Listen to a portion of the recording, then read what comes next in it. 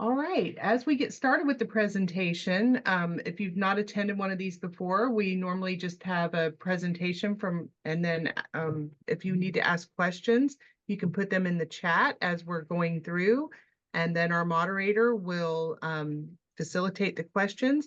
And then at the end, if we have time, we might open it up to questions directly to the presenter. At this time, I want to introduce the team at IEF. We have Deborah Olson, our Executive Director, on the line, and Sarah Conley, our Conservation Coordinator. And for those of you who don't know me, I'm Julie Bates, and I am the Donor Relations Manager at IEF. And thank you all for joining in today. Another bit of housekeeping before we get started. Please keep your microphones on mute and turn your cameras off during the presentation to save bandwidth, because we have a lot of people from different places in the world, and that will help us to save bandwidth. So without further ado, I'm going to turn it over to Sarah, and she will introduce our presenter. Hi, everyone. Thank you so much for coming. We are very proud and happy to have Marjorie Bercier here today. She is an assistant professor at Tufts University Cummings School of Veterinary Medicine, and she's a veterinarian. Her research specializes in elephant endotheliotropic herpesvirus, but that's not the only thing that she covers. She also covers epidemiology of captive and free-ranging wildlife diseases. And I know that she's got a lot of really incredible information and experience to share with us. So please welcome Marjorie. Welcome, Marjorie. Thank you for the introduction. Hello, everyone. Just give me one brief second to share my screen. There we go. Hopefully this works for everyone. Yep, we can see that. Wonderful. Okay. So, so today I'm gonna introduce you to one of my main research projects with elephants and endotheliotropic herpesviruses, which is kind of like trying to help with the diagnostic of the disease ahead of time. So EEHV, for those who are not familiar with this condition, is a herpes virus that affects only elephants. There's like 7 different subtypes, and each elephant species, either Asian or African, have their own subset of these types. But essentially, it's the leading cause of mortality in Asian elephant calves. And it's also an increasingly reported condition for young African elephants. There has been reports of elephants surviving this condition if the disease was like diagnosed and treated really early on in the early stages of the condition. So finding diagnostic tools that can help with getting that early diagnosis is the focus of my research that I will talk about in the next few slides. So the title of this presentation is the reference intervals for plasmatic D-dimer concentration and fibrinogen concentration, which are 2 types of blood parameters in juvenile Asian and African elephants without elephant endotheliotropic herpesvirus. I'd like to acknowledge my co-authors, Dr. Marjorie Brooks at the Cornell Comparative Coagulation Lab and Erin Latimer at the National Elephant Herpesvirus Laboratory. So as I kind of explained a little bit what this herpes virus was. So essentially, when they get this, they're exposed to this virus, they can develop what we call viremia, which is the presence of the virus in the blood. And then what happens? This virus has a tropism, so it is attracted to endothelial cells, which is the cells lining the interior of the blood vessels. So that's where the name comes from. Endotheliotropic means tropism towards the endothelial cells. So it's attacking the cells of the lining of the blood vessels. And when that happens, there's damage to these cells, right? And then that activates the coagulation cascade, essentially. So whenever you have damage to your blood vessels, if you're, let's say you get a cut and you're bleeding, then those vessels are damaged, obviously. So there's all of these complicated phenomenon that happens in the body to essentially build a clot, right? And then once the clot is built and stable and in place, that allows for that blood vessel to heal. And then once it's healed, then the body will activate other mechanism to destroy that clot. Otherwise, it could lead to issues with thrombosis and such. So during clot formation, what we typically see in various animal species and in people is a decrease in something that's present in the blood that's called fibrinogen, and a decrease in the platelets. The platelets are a type of blood cells that are heavily involved with coagulation. So because there's lots of clot formation, the platelets will drop. That being said, it doesn't happen if you have like very mild condition, but if you have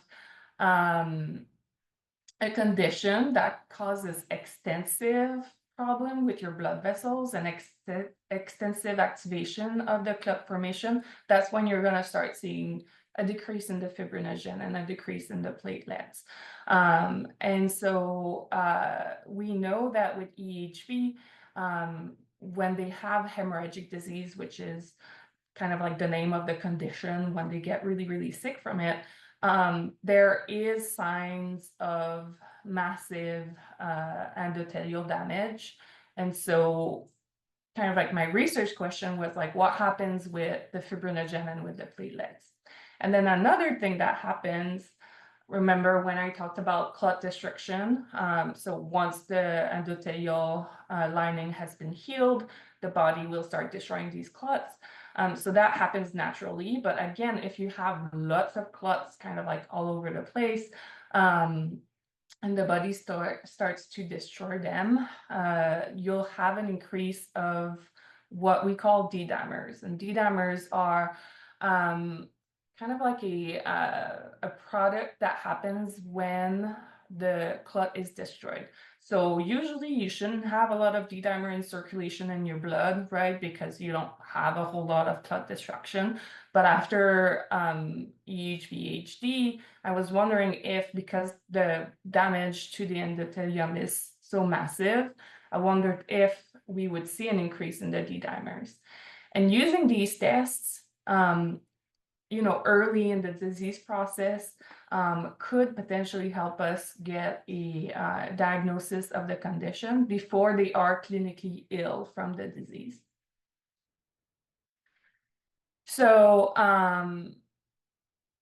when we have this whole coagulation condition is called DIC. It stands for disseminated intravascular coagulation, which is a complicated medical term. But essentially, it just means that your coagulation is kind of going all out of whack. And so looking at D-dimer, fibrinogen, and platelet counts, it is used clinically to diagnose and monitor DIC cases in lots of different species, including humans.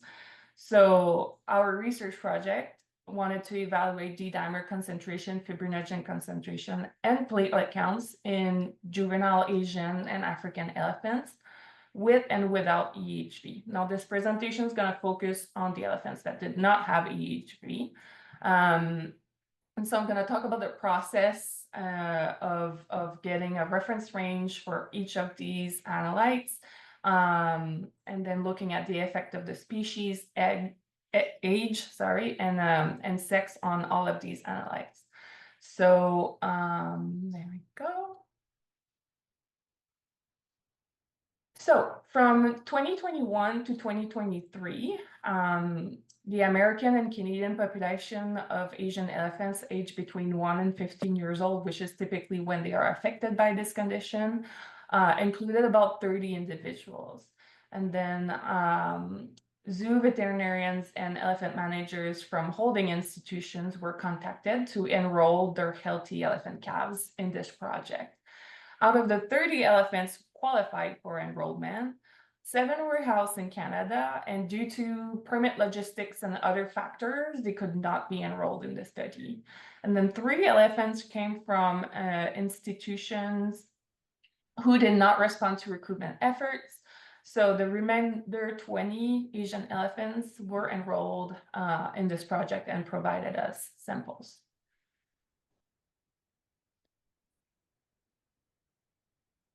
From 2021 to 2023, again, we had 34 African elephants that fitted the inclusion criteria for this study. And of these, 3 were not reliably compliant with blood draws, and so they couldn't be sampled during the study timeframe. 2 elephants came from institutions who did not respond to recruitment efforts, and so we never got an answer from them as far as participating in the study. And then 1 elephant actually died of EEHV before we could have it enrolled in the project, unfortunately. And 1 more elephant was excluded because she was pregnant at the time of sampling, and that could have affected her coagulation patterns. So we did not include her, which left us with 27 African elephants to be enrolled. And they provided us some samples. All right, so just kind of briefly going over the steps that we had to perform to conduct this study. So first we started with IACUC approval, which is very important, and we got that from every zoo institution before we collected the sample.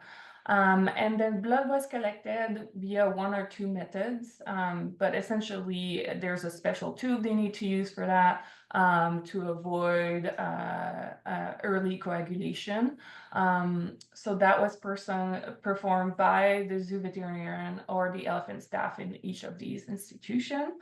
And then they process the sample, so essentially it's centrifuge, and then you collect the citrated plasma, which is the clear part of the blood. And then that is what was sent to the Cornell diagnostic lab for analysis. And so there were different methods that they used. I'm just gonna skip over that since it's not super pertinent here, but following that, we had the results, and so we performed some statistical analysis to compare the results between, again, elephant species, age, etc. So next, we'll jump into the results of this part of the project, and I'm going to explain again the steps towards reference interval establishment and our analysis looking at differences between groups. So these are these 2 box plots are illustrating the age distribution of Asian and African elephants. So that's just how old they were. So for those of you who are not super familiar with box plot, the bottom line here is the 25 percentile. The middle one here is the median or the 15th percentile.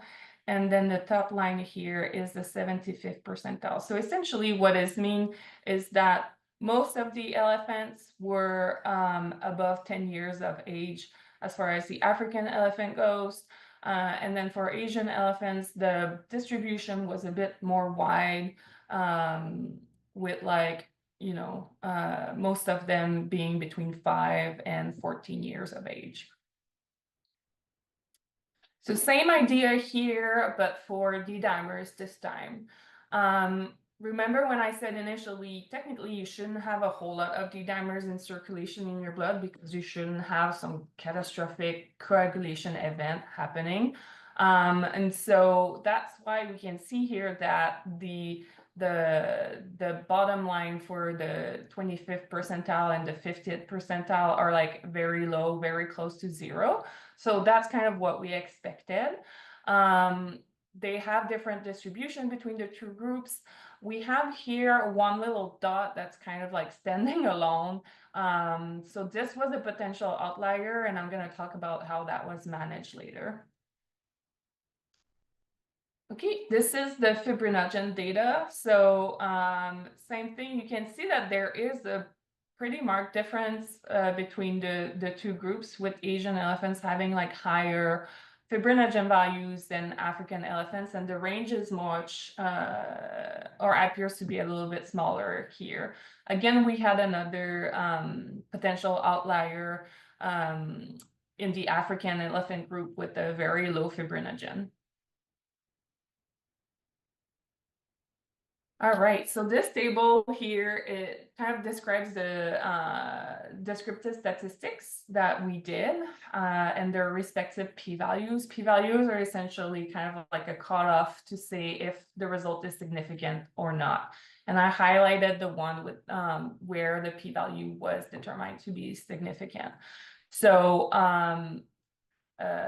essentially, only fibrinogen was the only variable demonstrating a significant difference between species. So Asian elephant tended to have higher fibrinogen compared to African elephants, but otherwise there was no significant difference in D-dimer, age, and sex.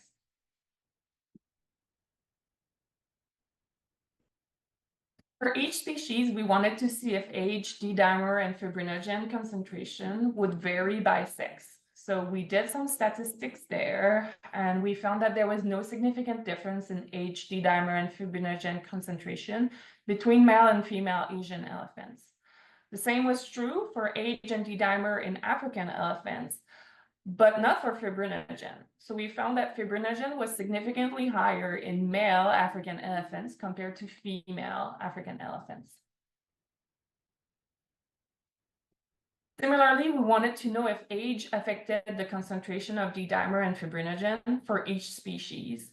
So we did some more statistics, and we found that there was no significant correlation between D-dimer and age, and between fibrinogen and age in Asian elephant. There also wasn't any significant correlation between D-dimer and age in African elephants either, but there was a significant moderate positive correlation between fibrinogen and age in this species. So what this means that in African elephants, fibrinogen tend to increase as they get older. For reference interval calculation, we use a bunch of different statistical methods that, again, I'm going to skip a little bit, but we essentially follow the guideline from the ASVCP, which kind of is a group of pathologists who have really kind of like studied and made some recommendation on how reference intervals should be determined. So that's kind of what we did. So we present here the reference interval for D-dimer and fibrinogen for each species. And because there was no significant difference between Asian and African elephants for their D-dimer concentration, we decided to include kind of like a combined reference interval for the species. We didn't do that for fibrinogen because there was some significant difference between the two species. And then, as I mentioned, we did some stats as well for the outlier management. Managing your outlier is really important, particularly when you are establishing reference intervals, because you don't want that to skew your results, right?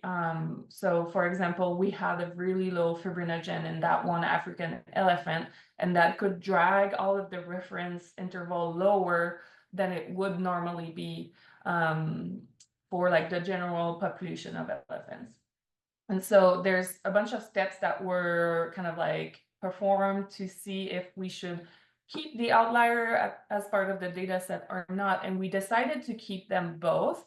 Also because, you know, we checked with the lab, there was no lab error there. There was no error with the sampling methods. And so we didn't have a justification to just exclude that data. So we kept it in there.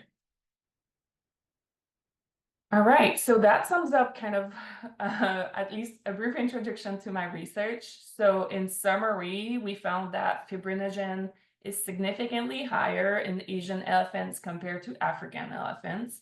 We found that fibrinogen is significantly higher in male compared to female African elephants. we found that there was a positive correlation between fibrinogen and age in African elephants, meaning that fibrinogen will increase as the elephants get older. And we found no significant difference in D dimers between Asian and African elephants.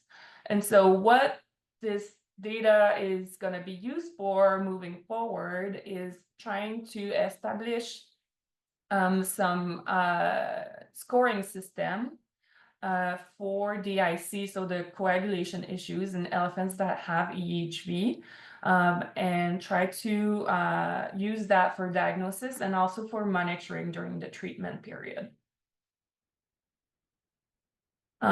So these are all the institutions that have contributed to this project, either through funding and also just participating and enrolling elephants with their for this project. So that's all I have. Happy to take any questions. I will stop sharing.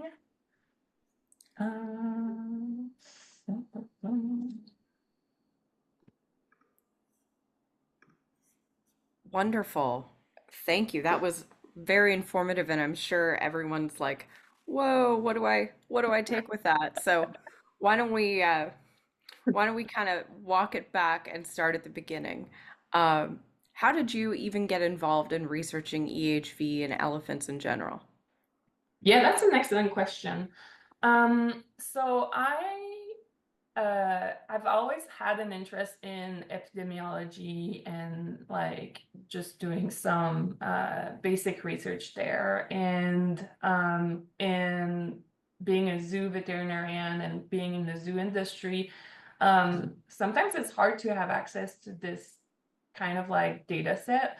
So I was looking for an area where I could really expand my research. And because EHV is so devastating and we really need to find ways to protect these elephants, both in captivity and in the wild, that's kind of like where I concentrated my focus. And it was really just through discussing with colleagues about different diagnostic methods and the pathophysiology of it, where we kind of like brainstorm and said someone should look at D-dimers because that's what is used in people and everything.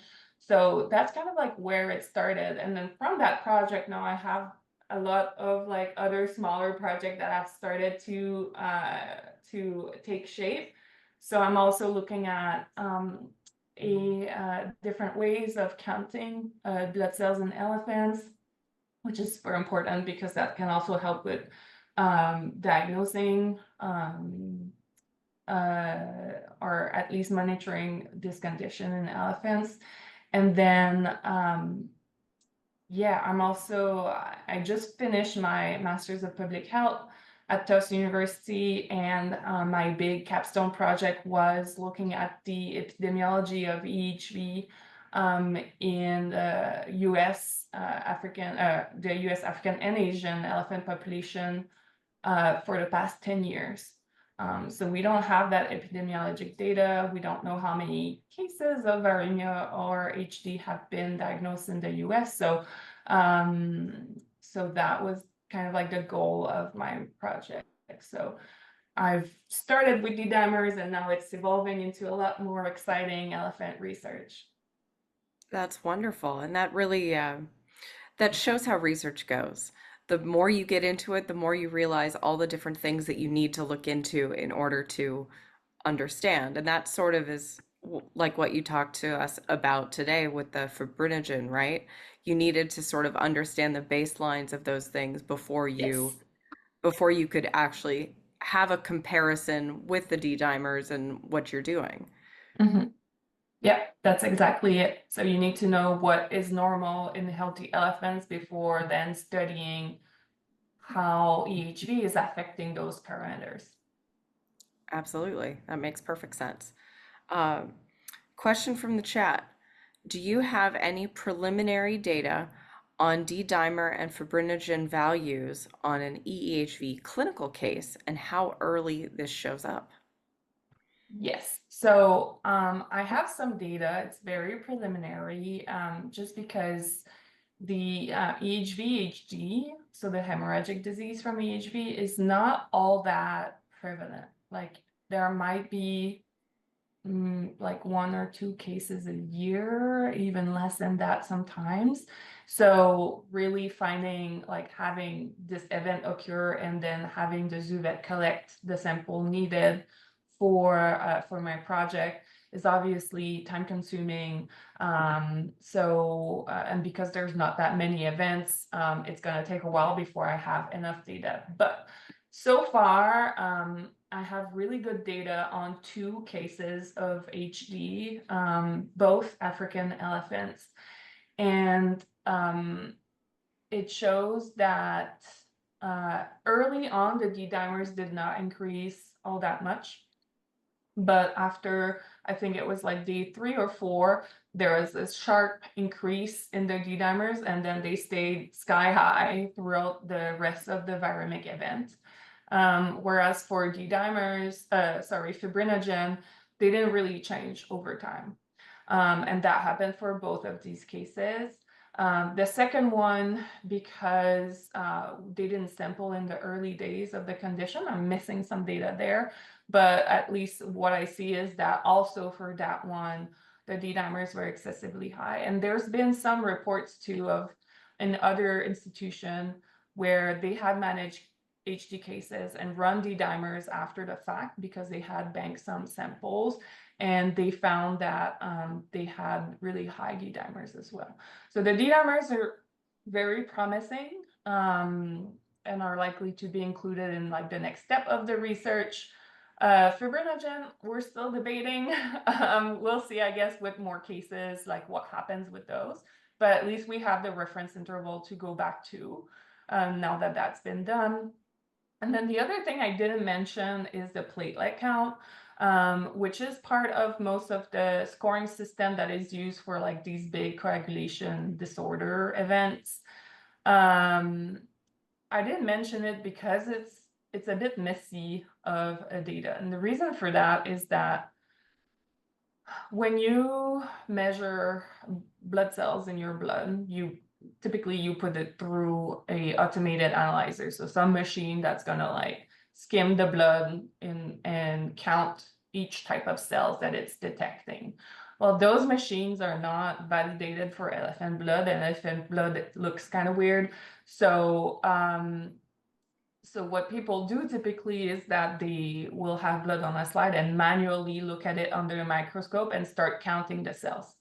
The issue with that is that it's not super precise. And so no one's really looked at it in elephants per se. But we know from dogs and reptile species that it's not super accurate or precise to do it this way. So for this project, I did measure the platelets using an automated analyzer, understanding that it wasn't going to give me the right results because, like I said, they're not really good at picking it up. But now one of the research projects that I've done with a student over the summer is looking at the performance of this analyzer for counting the cells and seeing if obviously there's some error there, but if the error is always repeated the same way, then I can still know if I have an increase or a decrease, because that wouldn't change over time. Like so it's kind of another very complicated thing, but essentially that's what I'm working on, and I'm hoping, like, so far we have really promising results as well. So then I'll be able to include the platelets in this kind of like scoring system that I'm trying to put together. And we know already that with EHV-HD, elephants platelet drop. So now we have reference intervals using that machine that is in the process of being validated. So even if it's not the exact amount of, like, the true amount of platelets that elephant had in its blood, if the trend is downward, then it really tells me that they're falling, you know, and their platelets are dropping, and we should take action.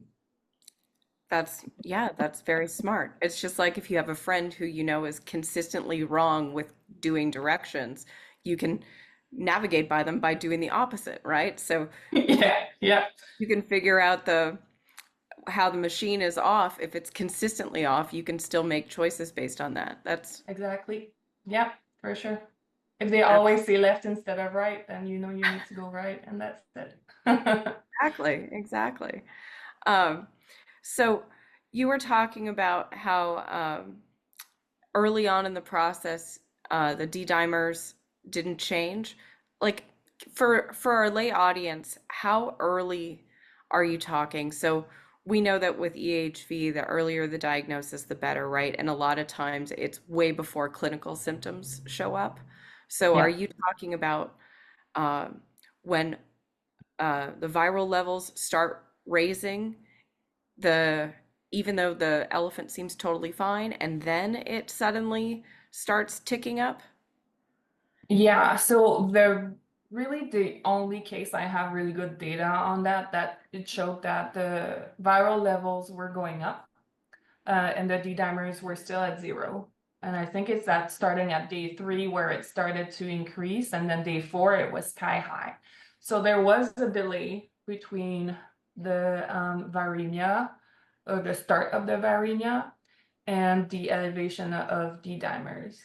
Um, I think there's still potential to catch it early on. At least in other species, we know that because the DIC, the big coagulation event, there again, it's a spectrum, and there's a phase that you'll have changes in the blood work before they have clinical sign.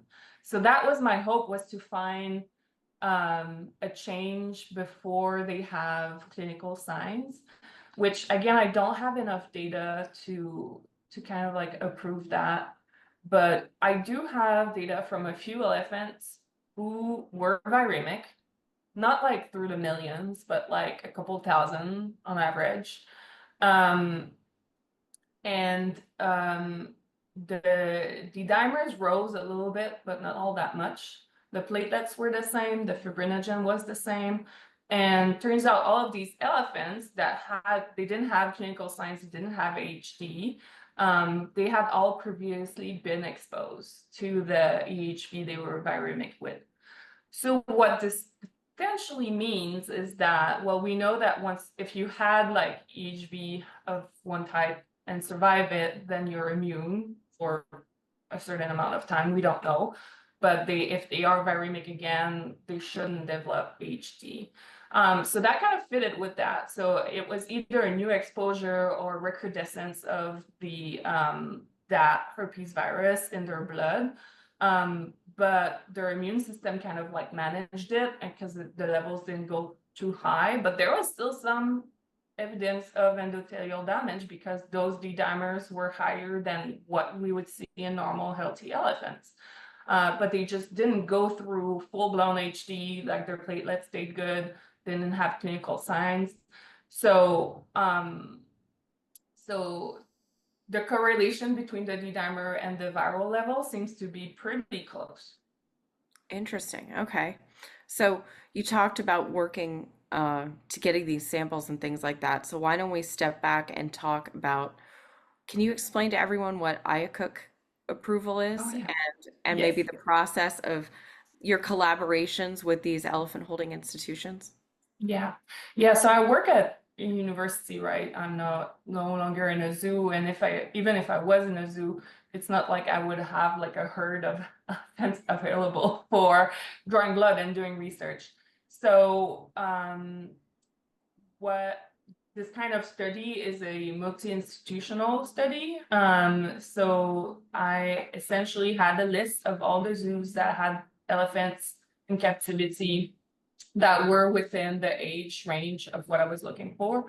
And I contacted every single one of them. I had either the zoo vet or the elephant manager's email. And I just manually just emailed everybody and said, hi, I'm trying to put together this research project. All I need is blood from your elephants to be sent to like these different labs. Would you be interested to participate? I had a grant from the IEF to pay for the analysis of these samples.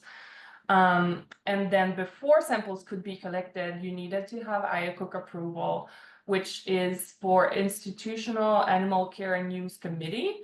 Just kind of like the animal equivalent of an IRB.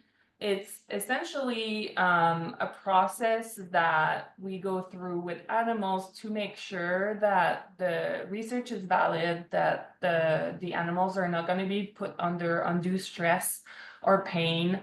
So it's something that's done for any type of research project with animals, to ensure that everything is still like done ethically and that we're not taking advantage of them. So every zoo have their own IACUC protocols in place. And so the project had to go through those, and once that was approved, then they contacted me back and they said, we're good to go. Most elephant institutions in North America will train their elephants for blood draw. So it's kind of like part of their routine, either daily or weekly, kind of like biomedical training that they're doing. So it wasn't particularly difficult for me to obtain approval because all I needed was a blood draw. And they were already trained for that. So it could have been like, oh, this week's blood draw is going to actually be for Marjorie's project, and we're just going to ship the samples. Very good. And like you said, most zoos have to train their elephants. Well, if you have elephants in human care, they need to be trained for blood draws so that you can monitor them. Um, so that's part of your regular gold standard of care that people are following. So this is just using those samples that they already have to take. So we did have a question in the chat about um, the regular testing. So if the young elephants are getting tested regularly for viremia as an early diagnosis for EEHV, in your experience, how often would they be tested? So I think currently the recommendation is to do it weekly when they are in those sensible years, right? So from 1 year to 8 years of age for Asian, for African elephant, there's still some debate there, but they could also have HD at an older age, up to like 15 years of age. So, excuse me. So when they are in those age group, typically I think the recommendation from the advisory group is to collect blood weekly and send that for a complete blood count. So to look at the different blood cells, make sure that they're all normal, and then send a sample for PCR as well, for the EHV to detect if there's viruses in the blood and which type of virus there is, if it's present or not. So that is also in the hope to kind of like catch it early, because again, they could be viremic without showing any clinical signs, and then they start showing signs once the viremia is like incredibly high. But it's not a perfect system either, right? Because if you collect your blood on Monday, you have like, okay, I don't have any virus in my blood on Monday. Well, anywhere from Tuesday to the next Monday, there could be a viremic event that happens that we're not picking up. But it still is kind of like helpful because in some instances, people have found viremic elephants when they were not expecting to see them. So that's currently the recommendation. And I would argue that to tag on to that, I think D-dimers should be also tested weekly, because they seem to correlate really well with the viremia. And again, in those other species, we know that they can increase before they get clinically ill. So I think it would be kind of interesting to see if, because those are the time points that I'm also kind of missing with my data. Because typically what happens is that they send out the blood, oops, it's viremic, and then they start collecting for my project. So there's always a couple days of like missing data. So yeah, so I think it would be helpful to do it weekly as well. Okay, fascinating. More questions. You mentioned that D-dimers are used in human medicine. you give maybe everyone an example about that and sort of how it relates or doesn't relate to how it works in elephants? Yeah. So D-dimers is, again, it's like a byproduct of when the clot is destroyed. And there seems to be a great deal of like similarities between the D-dimers of people and dogs and elephants also apparently, because the machine and the assays that we're using for elephants are actually meant for humans. And so that was another part of the project where we were not even sure if the machine was going to work, and the assays were going to work with elephant blood. But we have a result now. Is that a true measure of what's going on in the elephant blood? Maybe not, but at least we have a number, and it seems to be cross-reacting with the human reagents. So in people, we'll see increased D-dimer levels with things like endotoxemia, so like septicemia, things like septic shocks. You'll see it with really massive inflammatory processes. So I don't know anything in particular, but it could be like an infection in like some of your major organs, for example. You will see it in some types of cancer as well.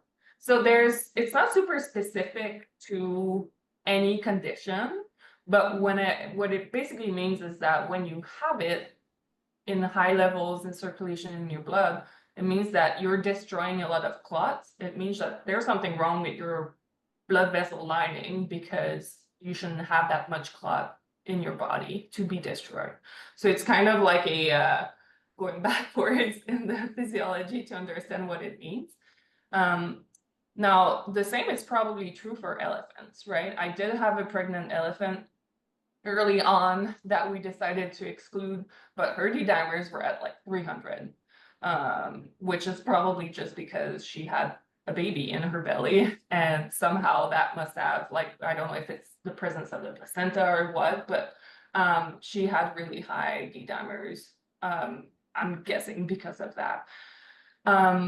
But typically in a healthy young elephant that doesn't have any underlying condition, you shouldn't have like really high D-dimers. So we always paired the samples with the EEHV qPCR to also make sure that they were negative at the time of sampling, because I didn't want to have a weirdly viremic elephant and then have that in my control group by mistake. So if you have an elephant that is viremic and that also has high D-dimers, it's probably because of the viremia. We can't know for sure, but unless there's like two ongoing diseases going on at the same time, chances are the D-dimers are high because of the viremia. Makes sense. It's a strong indicator. So, question from the chat. Does your research, or how does your research contribute to the development of EEHV vaccines? I know you're talking about early detection, but is there any sort of overlap? Oh, not at all.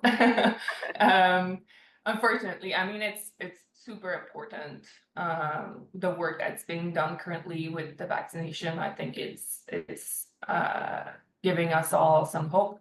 But my research primarily focused on those diagnostic tests to try to identify it early on so that we can start treatment rapidly and perhaps save their lives. I'll say the project I did for my master's, the epidemiologic data of the past 10 years. So essentially, I counted the number of cases of high viremia from the data that was present in the Aaron's lab, the National Elephant Herpesvirus lab. So they have PCR data from the past 10 years on most juvenile elephants in captivity.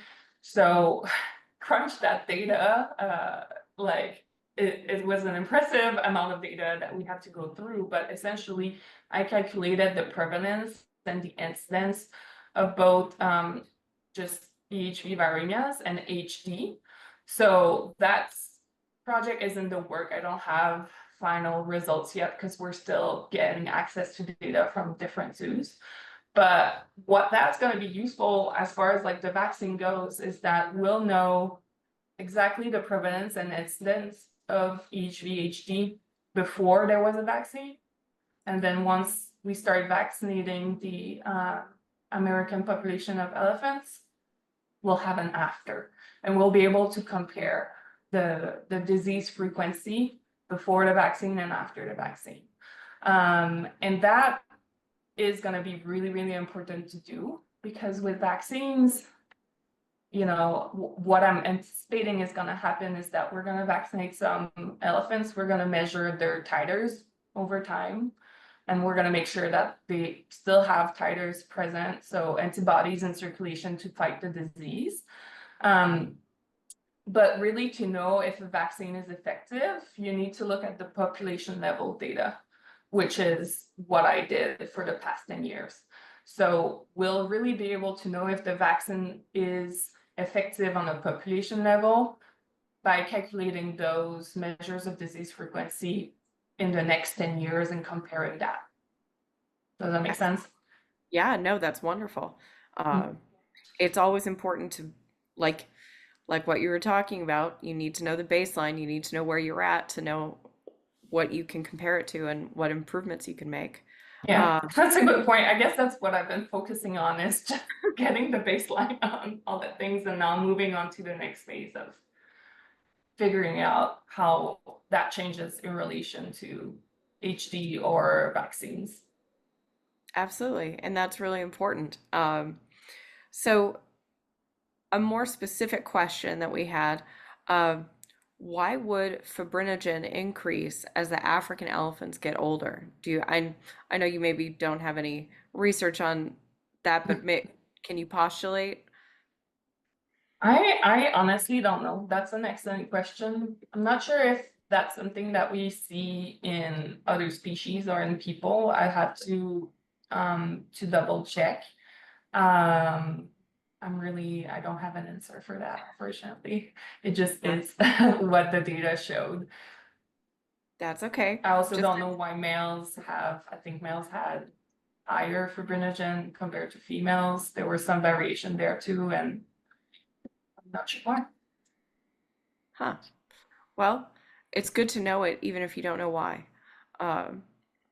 So in general, we've found throughout all the people that we've talked to about EHV is that EHV poses some challenges in research, right? Because you can't grow it in a lab or things like that. Can you talk about how working on EHV is challenging, or the different ways that you've overcome those challenges? Yeah, my bigger challenge, I have two main challenges. The first one is the one I talked about with the blood cells and how to count them and how to get that standardized. So we're working on that part. And like I said, that machine that we're looking at, it's not giving me the right numbers, but it's giving me the wrong number consistently. So at least I know that I can have use it as a tool to precisely monitor over time any changes. So this part is, again, I'm hopeful for that it's still gonna have some value for, like, you know, diagnosis and monitoring the disease.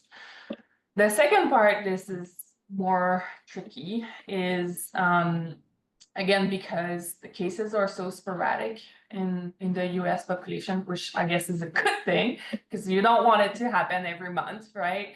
But that means that it's gonna take years before I can accumulate enough data to be able to make comparisons between groups. So what I have and what I talked about was super preliminary. And so we're still kind of like working on gathering the samples as the cases come by, but it's slow. So there's not much for me to do other than waiting and reminding zoo vets and husbandry staff to collect samples for the project if they are viremic.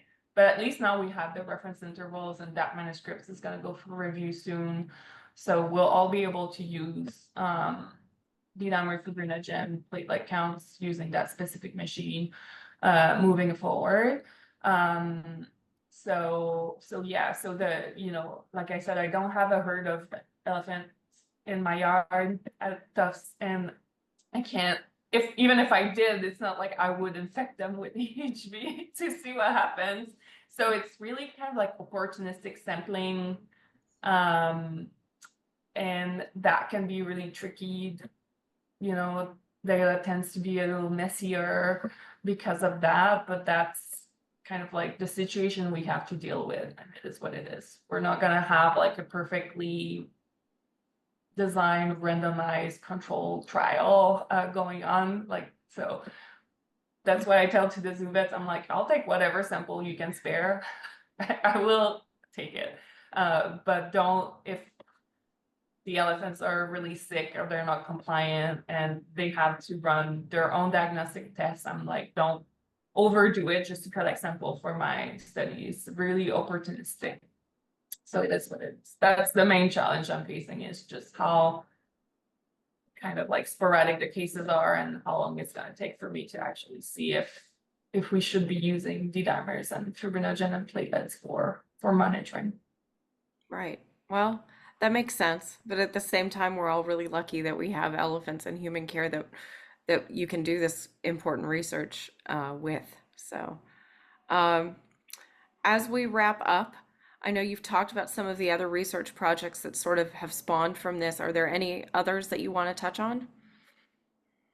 Those are the two main ones, the big retrospective epidemiologic data, and then the validation of that automated analyzer. So my summer student did a fantastic job with that.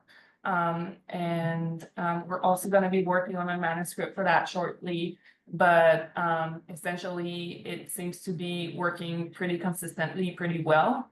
Just wrong numbers, but still very consistent in the errors. So I think it still has value to help monitoring blood counts in elephants. So those are the two main ones, and then I'm still gathering data whenever there's a case of HD popping up in the US. Still collecting for the D-dimer fibrinogen part of things. Excellent. Well, we are getting praise for you in the chat. Someone's saying, thank you for your patience and your diligence with this project. And I know that Thank you so much. I know that must be part of the challenge, is that you just sort of have to wait sometimes. So that's really wonderful. I'm going to turn it back over to Julie to wrap up, but thank you so much. We are so honored to support this work and proud to share this with a larger audience. This is really excellent, and thank you. Yes, thank you very much for an amazing, amazing presentation. I'm sure that everyone learned a lot about this. And I'd like to invite everybody to turn their cameras on, and let's give Marjorie a big round of applause for a wonderful presentation. Thank you very much. Yay! And I also put in the chat, if you would like to support this work, there's a link there to our donate page. So all donations would be appreciated for that. And I know I see a lot of our donors already on here that support us regularly. So thank you all very much for that.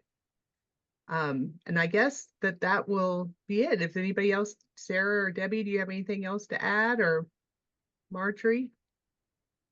Thank you so much for giving me the opportunity to talk about my work, and thanks for taking the time. Absolutely. And thanks for all the good work you're doing.